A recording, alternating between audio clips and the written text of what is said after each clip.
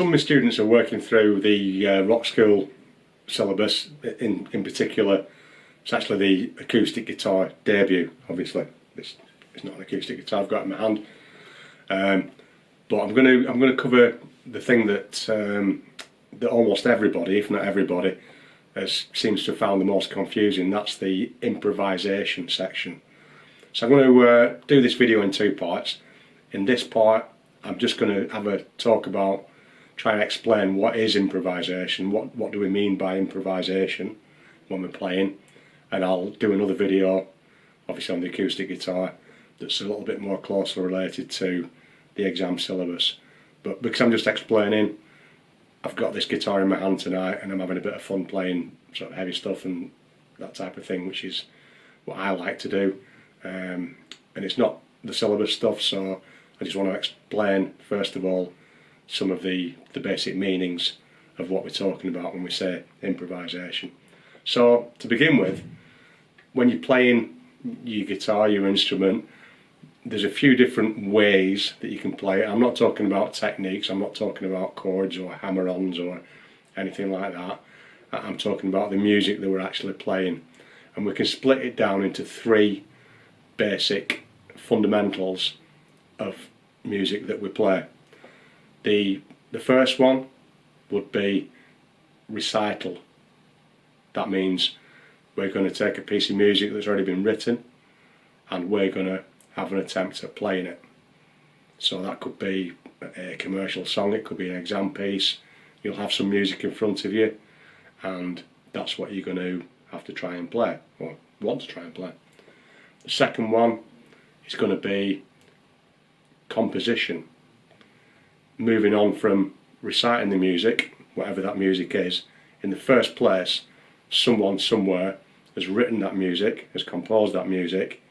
So the idea of actually creating that music, how it goes together, which notes follow which, that process is called composition or composing.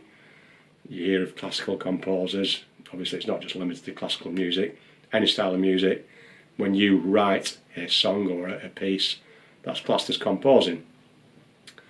The third one, the one that has been catching out almost everybody, is improvisation.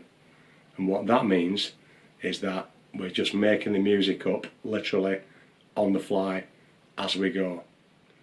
So I've talked about it in those three terms because there's no technical difference. As I say, there's nothing harder about the technique of it or what we're actually playing. The difference is more of a mental thing in terms of how we approach it. So when we're doing a recital, it's probably the simplest because we can just follow the music and play what's on the sheet. When we're composing, we're trying to create the music from scratch, but we're not under particular pressure to do it on the spot. We can spend our time composing privately.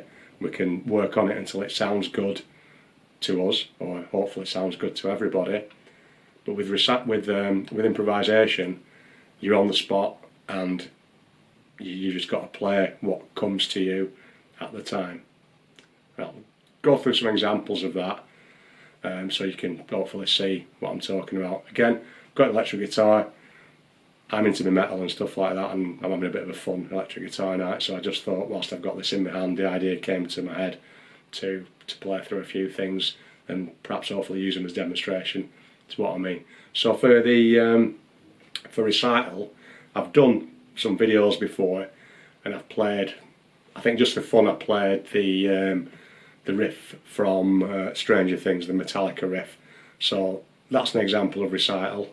So the Stranger Things riff.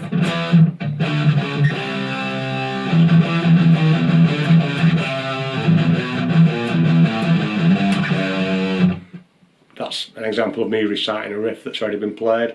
I've also done an exercise video on a similar sort of style of music to Ozzy Osbourne's Crazy Train.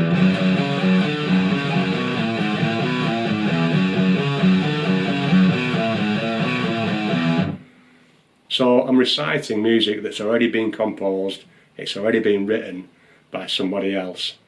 In a way that's simpler because I don't have to think about having to decide what I want to play. I'm being told what I want to play. The only challenge I've got is a technical challenge of learning to play that. So I know the notes, I know the timings, I've just got to try and copy what's already being played. In the first instance, Metallica have composed that piece of music. I just need to copy it. In the second instance, Ozzy Osbourne, his guitarist, I think was Randy Rhoads, that was with him when that song was written. So I'm just copying what they've done. Moving on to composition. So composition, I'm not copying someone else's music, I'm trying to make up my own music.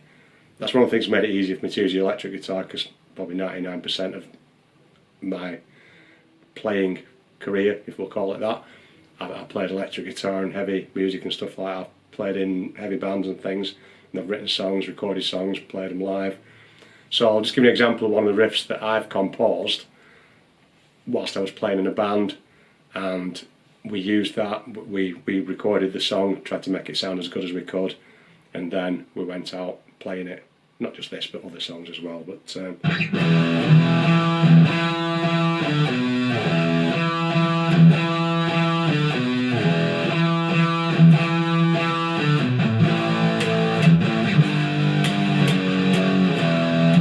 and it repeats, I won't play it all the way through. But the point there is, I've not copied, or it may sound, if you've heard any of the music that I have, and it might sound like something else, I don't know. But at the time, I was trying to compose something that was original to us in the band, and with composing it, once I've decided that that's what I'm going to play, then whenever I go to a pub each week or a little club playing these songs with a band, it should sound exactly like that, because it's composed and it's sort of set in stone for us, just like Metallica did with their song, just like Ozzy Osbourne did with the Crazy Train song. Once that's been composed, that's how it ought to sound, and it shouldn't change from that. So if you were to come and see my band in the Brown Cow 1 week, or 6 months later you come and see my band playing the same song in the Dog and Bucket or whatever, that should sound the same as it did last time, because it's been composed. With improvisation, there's no fixed reference for how it should sound to begin with. So you're going to play whatever comes to mind when you're improvising. Depending on the style of music, this is more or less common. If you're talking about classical music, for example, I've not really seen anything in the way of improvisation. It's all very heavily composed, and the pieces Beethoven's fifth or Mozart's sixth or whatever, that will always sound the same as what it was written by those very good composers. So in that particular style of music, improvisation isn't that much of a thing. You'll find it a lot in styles such as blues playing, jazz playing, where quite often you might go and see a concert. There was the Corn Blues Festival was on fairly recently, and a lot of that style of music, they'll have a reference of a backing track for chords, and same with jazz, they'll have what they call standards, which are certain chord progressions and certain melodies. But the main thing over and above that is they'll improvise on the night and play whatever comes into their head, whatever they're feeling, and try and make it sound good over the music without getting too much into depth. Some stuff will sound better than others. You can play any note on the guitar, and that's improvising. You can literally play anything, and that is improvising. But some things will sound better than others, and that's where your experience and a little bit of theory knowledge perhaps will come into it. So in terms of what I've just played, I've played some heavy Metallica, Ozzy Osbourne riffs. Then I've played a heavy riff that I've already composed. I know it off by heart, I must have played it thousands of times over the years. So I'll play now an improvised riff that I haven't played before, that just comes into my mind at the time, and it just goes with the flow of a similar sort of thing.